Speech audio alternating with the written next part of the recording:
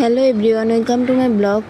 আজকে আমরা মুরগির ডিম পাড়া দেখব। মুরগি কিভাবে কত কষ্ট করে ডিম পাড়ছে, এত কষ্টের ফল কিভাবে কত সহজেই আমরা খেয়ে নিই। ডিম কম বেশি সবারই পছন্দের একটি খাবার।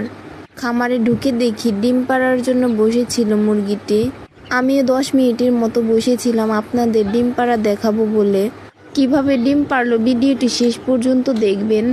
মুরগি কষ্ট করে ডিম পাড়া আর আমার ভিডিওটি কষ্ট করে করা, তাই ভিডিওটির জন্য কি একটি লাইক হবে না? ভিডিওটি ভালো লাগলে লাইক কমেন্ট শেয়ার দিয়ে পাশে থাকবেন।